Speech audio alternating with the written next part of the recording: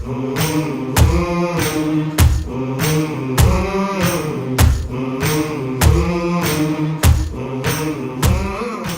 welcome to Money Talks podcast, where we talk about money, mortgages, and everything in between. This is Frank, and I'm Robert. So, how are you doing today, Frank? Very well, Robert. Thanks for having me again. Of course, of course. So, today we're talking about small business owners and self-employed individuals looking to buy a house. Obviously, we know that Frank is a mortgage professional, and he knows all the answers off the top of my head without having to do any prep, right? Right. Yeah, that's something new. Yeah, so the first question that we have today is, what challenges do small business owners face when applying for a mortgage? Well, great question. And I would say the biggest challenge in my practice is that the key component, the income. The income is just hard to document. In other words, when we look at the salaried employees, W-2s, pay stubs, tax returns, everything lines up because there is a documentation to support it. When it comes to self-employed professionals or business owners, the system is created to incentivize the taxation component. The system wants business to grow. That's why the taxation codes are designed to take certain write-offs for depreciation expenses, for amortization expenses, for depletion, and for salaries, rents. Basically, you can take write-offs for everything. And at the end of the day, when many of my business owner clients bring me the tax returns, they come in under the impression that, oh, I'm going to probably qualify for a conventional loan. And when I look at the bottom line number, it's a little bit hard to call that an income, meaning that the real cash flow could be in millions, but then the pass-through income is barely hard to justify. And then when they come in and say, hey, look, my cash flow, real cash flow, I have a gross income in my business, $100,000, $200,000 a month, and I'm looking to buy $1 million home, I always say, okay, let's take a look at the taxes. I'm not expecting to see a magic there, but just to make sure.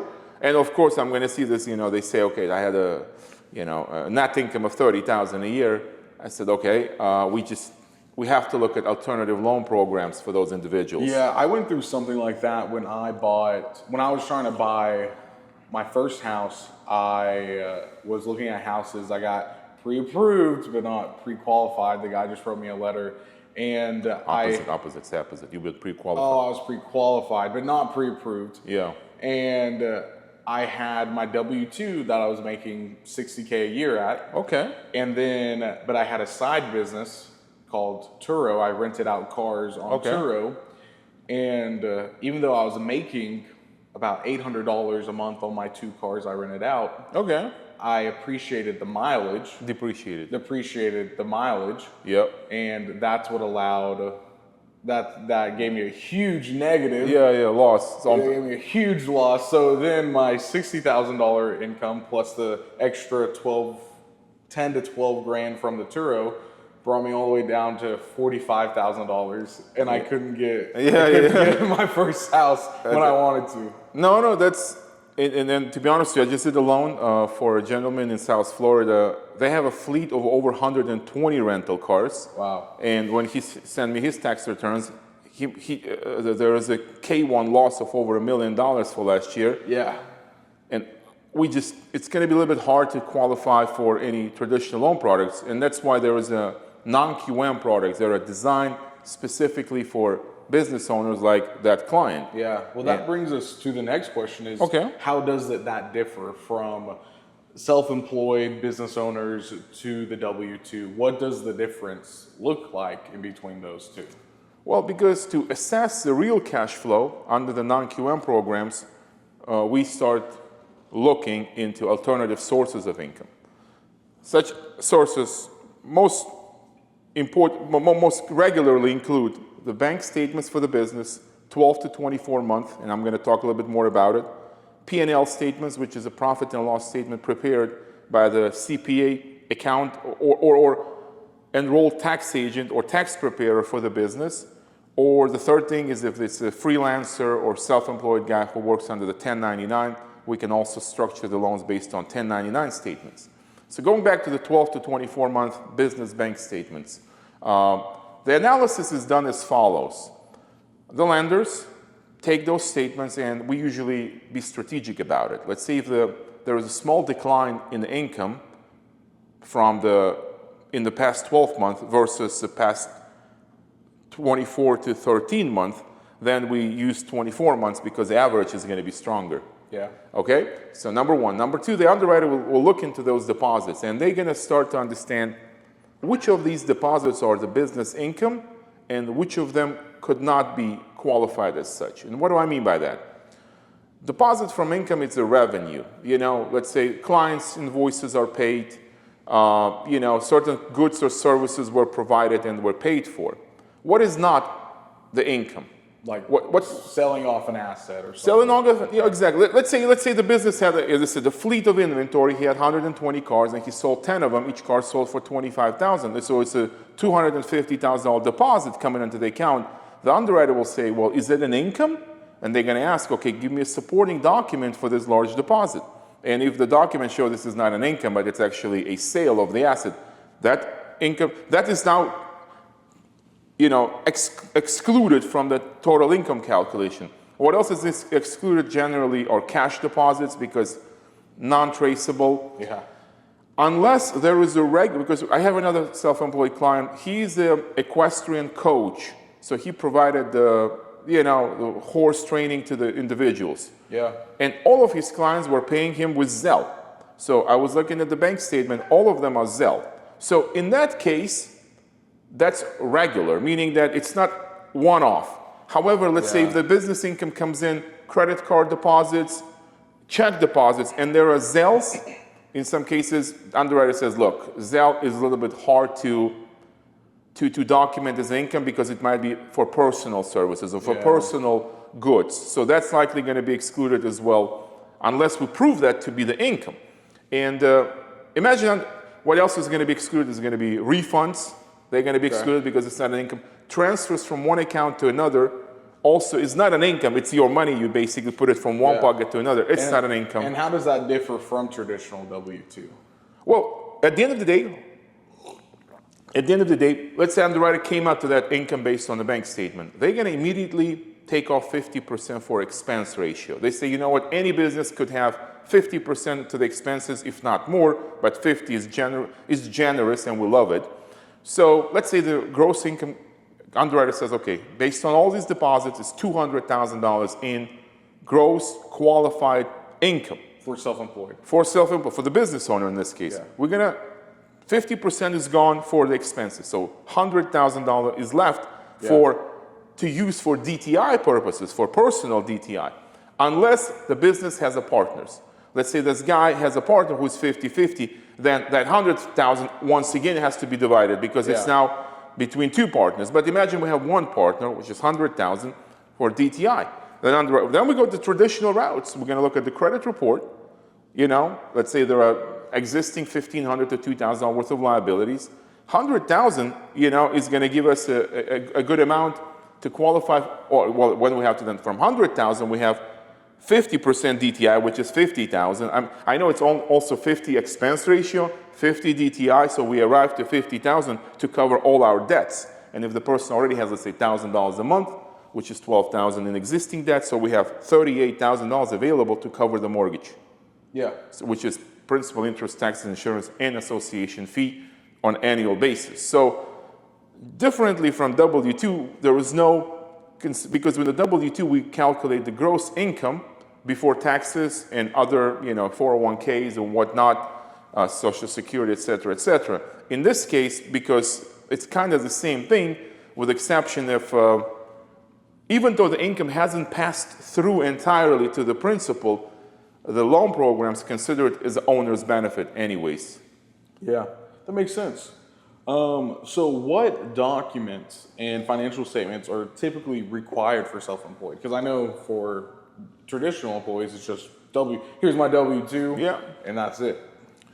The heavy importance will be laying on the tax preparer or a CPA for the company. Okay. Because that lender is going to rely on that professional providing a letter saying that the business has been established 2 years or older, because this is a qualification for most businesses. You have to be in business for 2 years or more. Yeah. That's what lenders like. There are programs that can allow getting it done with 1 year being self-employed or business owner, but there are certain, DTI restrictions there, but we'll talk more about it.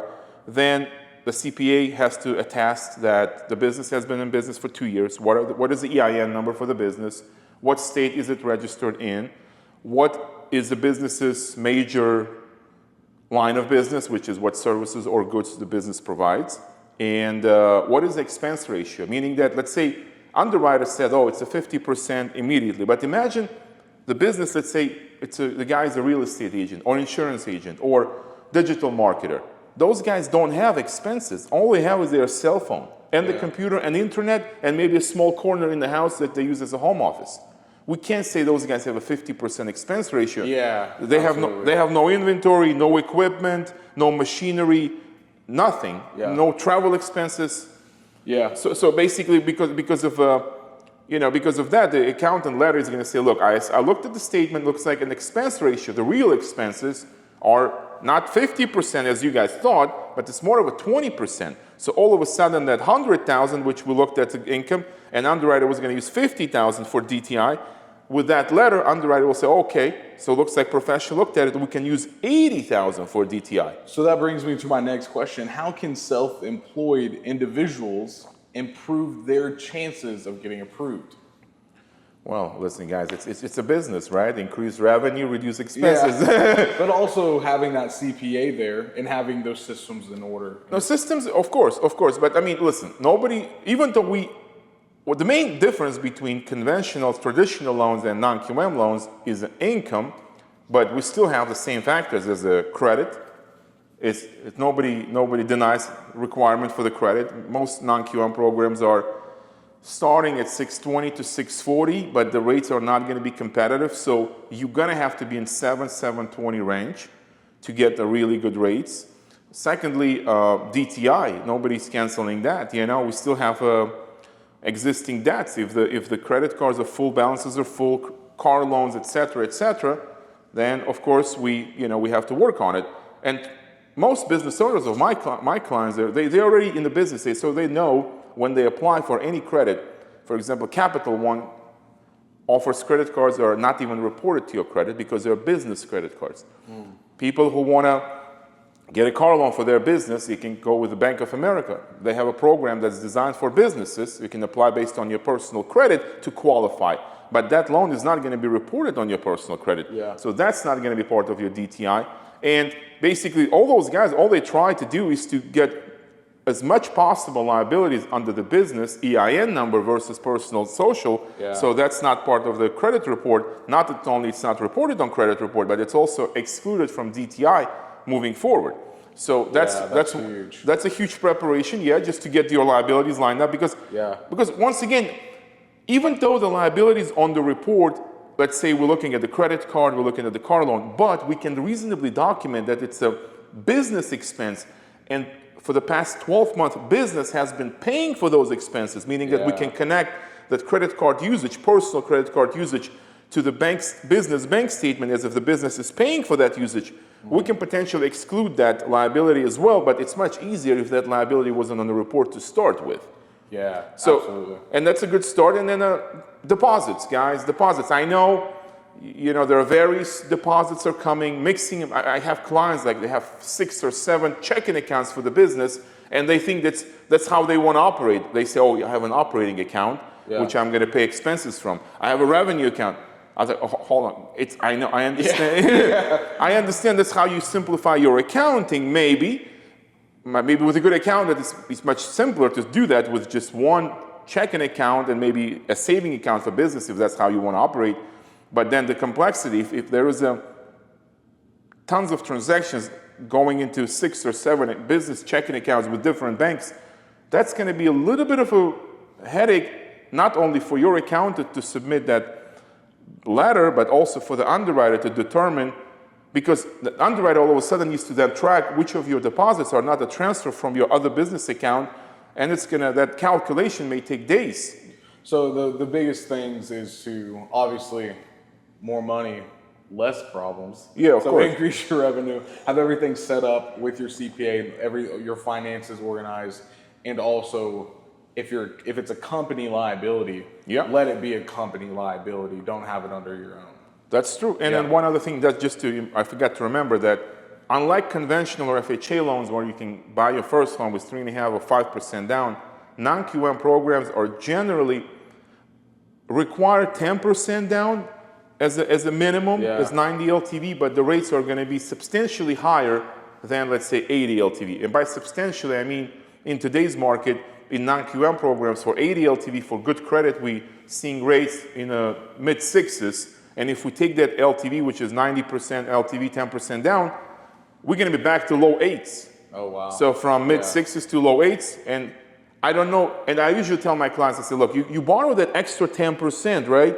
But it's going to cost you 1.5 to 2% extra on interest rate. That means you're paying 20% interest on that extra 10% that you borrowed. Yeah. And the issue with this, it's not like a traditional loans where you can, get rid of PMI. There is no PMI to start with a non-QM loan. However, the rate, you're paying for it in the you're paying crazy amount of money. So saving 20% is a key. So explain what non-QM means for the people who might not know. Well, CFPB, which is a Consumer Finance Protection Bureau, has defined what qualified mortgages is. Obviously, it has to be all parameters, 30-year, none of those interest-only features, none of those negative amortization features. Ability to repay needs to be documented based on traditional instruments such as W-2s and tax returns and so on and so forth. And then it has to be followed, the TRID guidelines religiously. Non-QM is basically everything that CFPB doesn't consider to be a qualified mortgage. Qualified mortgage is your FHA loans, your Fannie, Freddie loans, anything outside that box, because it's hard to define, because those Fannie, Freddie, FHA guidelines are black and white. There is no gray. Meaning if you don't fit these guidelines, you're out. There is no exceptions. With non-QM, everything can be explained. I mean, you have insufficient funds on your account. Okay, explain what happened to the business. You have a hiccups in the payment history. Okay, explain what happened. An underwriter can reasonably say that because at the end of the day, the difference is the FHA, Fannie traditional loan paper is going to be purchased by government organizations, which Fannie, Freddie consider to be non-government, but okay, good for them.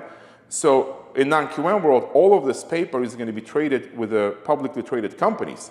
They use it as an instrument. It's basically a note that becomes a note that they can use to securitize their entire business operation. So they borrow against what they lend. It's a counterintuitive, but that's what they do. Yeah. So we know as business owners, 1 month you can make 20K, and the next month you can make 5, and then the next month you can make 30. So how is the fluctuating income calculated? How can it affect the home buying process? Well, the income irregularities and seasonality is certainly a first flag we'll look at that we'll say, okay, we can't take that to conventional route. We need to go to non-QM. Okay. Because the good news is it's that 12 to 24 month spread can help us average it out. It's number one. Yeah. Number two, if it's a good business narrative, because for example, if the business is really like, shipping business, right? Like let's say, parcel business, for example, we know that the business really picks up during holiday seasons. Yeah. So there was a good explanation as to why you've been slower in October and now all of a sudden you're super busy in December. Yeah. And the same thing, for example, for a restaurant business, let's say, in areas where tourist-based areas, which is also, that there is a season time, there is a slower season time, that can be explained. While for traditional loans, it doesn't matter. You can't explain. They're going to say, oh, you have a decline in income. Well, hold on a second. How about when the income uprising? Why are you not counting that? Well, because we only look for declining. Yeah. Okay. Because they only assess the risks. With non-QM programs, they assess the whole picture and they try to make a common sense underwriting decisions. And then that's explainable, meaning that if you have the story to back it up, Yeah. then non-QM underwriter has to assess whether the story is reasonable. Yeah. Well, if you have a whole bunch of Airbnbs on yeah. the beach, Yeah. you know, you're going to rent that out a lot more in the summer. That 4 or 5 months of warm might more than cover everything. But And also, let's say there was a weather event. yeah, Let's say some major weather event happened, 3-4 weeks of no income from that beach property. Yeah. And once again, we're going back to explanation, like what Yeah. happened. And if, in fact, if the explanation is so good, then it can be basically reconsidered entirely, saying that, you know what, we're not going to use that month 12, we're just going to average out based on 11 Yeah. month, because that month was kind of extraordinarily negative or positive. and that's on non-QM. Yeah, it's on.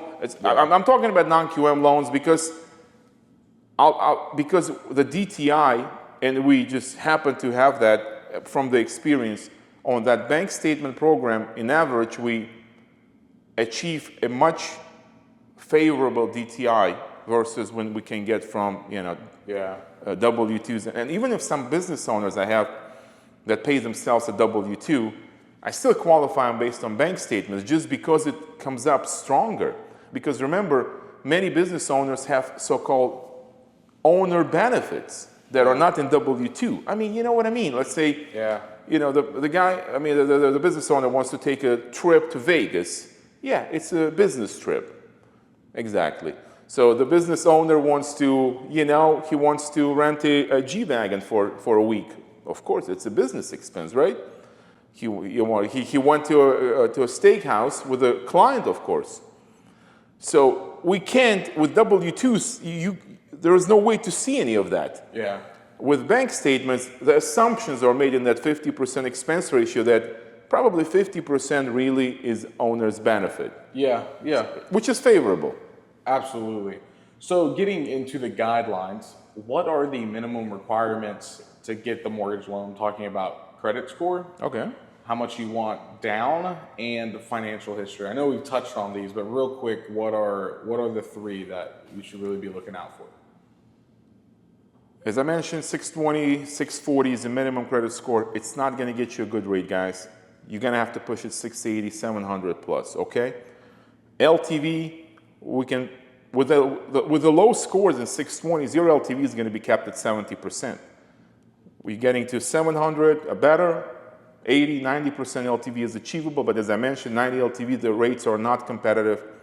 80 LTV, 20% down is where the rates start getting really close to conventional rates. Yeah. We're not talking some crazy stuff. I mean, non-QM loans today, mid-September 2024, are in purchases with a decent credit, good credit, are in low to mid-6s, which is in line with conventional rates that are in high 5s, low 6s. So we're talking maybe quarter or 0.5% different in an ideal scenario. So if you're an individual that's self-employed or a business owner, you need to make sure that you have to be a little bit more buttoned up just because it's non-conforming loans. Correct. And then the 20% down is certainly the case, and 2 years of business history. Unfortunately, that program is not like you just started the business 2 months ago and then, okay, here I am, want to qualify. Yeah. Yeah, listen, this is the biggest mistake people make. I have a client, just a great client, great family, and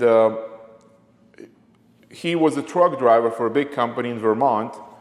She worked for an accounting firm in Vermont, and all of a sudden, we're talking about $140,000 household income for the last year.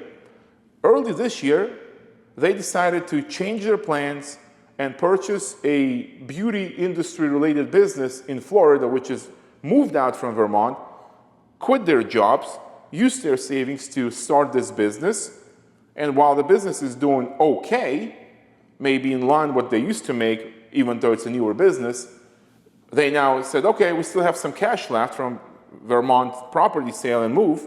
Can we use it as a down payment for a new home here in Florida? I said, okay, where's the income? The income is like, we can't consider the income that's no longer applicable, meaning that even though it's on W-2s, but what good does it do? It's no longer there. Yeah. And the self-employment income is only good for 3-4 months, 3-4 months of bank statements it's just non-material in the world. So I tell guys, look, I know, to be honest with those guys, before moving to Florida, they probably, before selling their home in Vermont, if the right planning was in place, they probably would have purchased it as a second home where the income was available to qualify for both. Then they could have sold the primary, made the changes to move to Florida into secondary home, and then it would have worked out perfectly. If you're planning on buying a house, if you're planning on making these big moves, it's good to just talk to an MLO. Yeah. Like, it's good to just, like, if you guys out there are thinking about doing anything like that, drop a comment, You're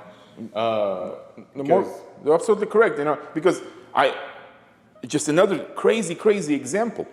One of my clients, I'm doing the new purchase right now. So the guy, his business, he's a business owner. In March of this year, there was a major expenses that business need to incur. So it happened to the point that he said he was living in the property in South Florida, owed about $300,000 to $400,000 on a property that's worth $1 million. Yeah. So in that time, he made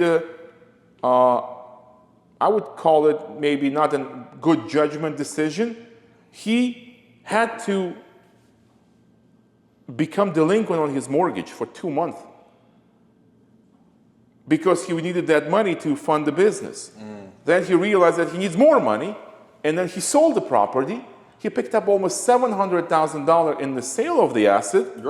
Great. And now he comes back and says, hey, Frank, I'm ready to buy again for that money. Can we use that as 20, 30% down for a new home that I want to buy? His credit is destroyed. 60-day delinquency brought his credit to high 500s. And now at this point, I have the resources to place it, but the rate is going to be nothing pretty. And all he needed to do at that point, he didn't know there are non-QM programs available for second mortgages. There are even non-QM HELOCs, meaning that we can document your income based on your bank statements and qualify you for HELOC. Why? And he had a credit in 700s. So, and that, guys, it doesn't take forever. It takes 20 to 30 days to get pretty much any loan done in today's digital mortgage time. And I told him, I said, look, how are we now here? You have a crappy credit.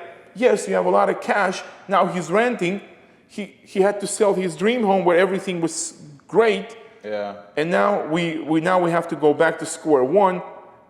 And going back, if he had that conversation with me right before making that crazy decisions. You said you would have just refinanced them? No, I would have offered him a second mortgage non-QM. He had a 4.5% mortgage on the first position. That's rough. I was like, damn, why? Sometimes I question myself, why are we here, which all of this could have been avoided? Guys, don't hesitate, be upfront with your mortgage professional. There was a phrase, before it hit the fan, right? Before it hit the fan, just don't procrastinate saying, you know what, we'll figure it out. Well, the thing is, like, we've seen crazy, awful things. Like, it's nothing to be embarrassed about. Like, things happen, life happens. Like, I understand. It's like, I think when you hire a cleaner, the first time you hire a cleaner, you're like, I don't want them to come in my house. And it's like, no, it's like they're cleaning. But also, one quick question, just to summarize it. We as the loan professionals, we get compensated only if the loans are closed. So meaning that, let's say you have facing a situation, you're not sure, should I get the mortgage? Should I buy now? Should I wait? Should I refinance? Ask the question.